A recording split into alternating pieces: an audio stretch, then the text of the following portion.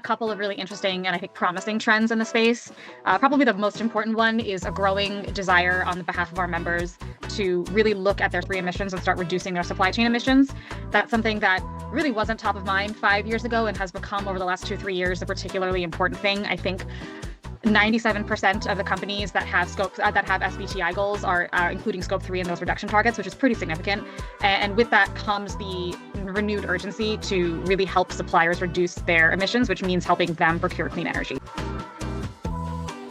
We are seeing a growing need to help overcome some of the financial challenges that oftentimes suppliers and small companies face when they're trying to procure clean energy.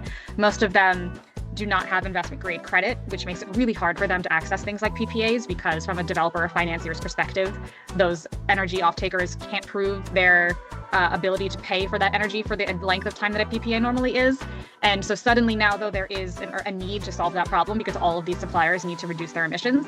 And luckily with that, there are new trends in the way that the market is helping solve that problem. There are financial products that really weren't used very much or at all in the market before that are now being used specifically to overcome these challenges. Things like surety bonds and credit insurance and letters of credit, which have been around for a bit but are not quite as popular, I think, they're losing a little bit of their popularity because of some of the constraints that they come with.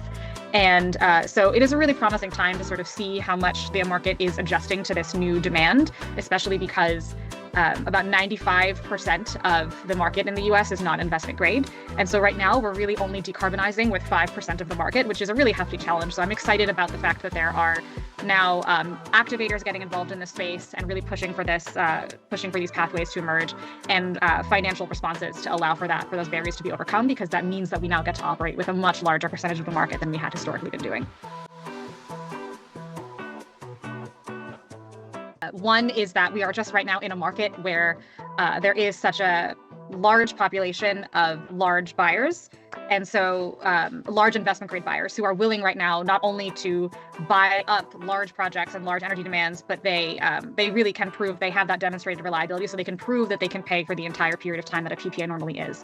And because of that, and because of various transmission and permitting problems right now in the US, there are a lot more off-takers than there are projects, which means that developers have their pick of off-takers, and it has been difficult to get developers and financiers to really keep this particular challenge and this need top of mind, when from their perspective, they will always go with the most financially stable and the biggest off-taker, and right now that's so easy.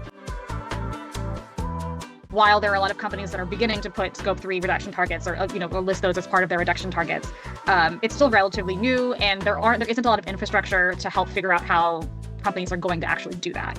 And so I think being in an emerging space is always difficult because you are making up the pathways on the spot. A lot of the financial tools to help overcome these problems are not things that have been commonly used in the space for a very long time. Letters of credit are pretty common, but the other two options I mentioned, surety bonds and credit insurance, are pretty rarely still used in the space. And so there's just a lack of market awareness that these things are options. And because there's a lack of market awareness and these things have not been used very often, you will see, a lot of developers and financiers and just stakeholders across the board not be super comfortable with them because they haven't seen them before. They haven't been used in this way. Those have been barriers that I think are definitely affecting the ability right now for these things to really, really scale quickly. But I do think that the need for these things to scale quickly is growing. And I think with that, opportunities will break open simply because they will have to.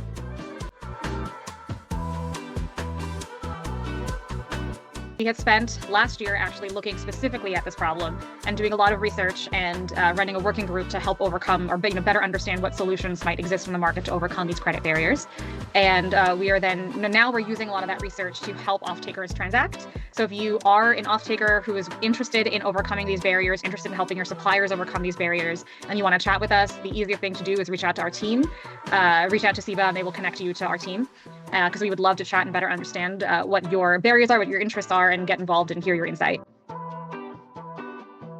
Right now, our team is doing a lot of credit works with industrials and with the aluminum space. So if you are also in any capacity facing that barrier and trying to understand how to procure clean energy as a member of the aluminum supply chain, you can also easily reach out to us.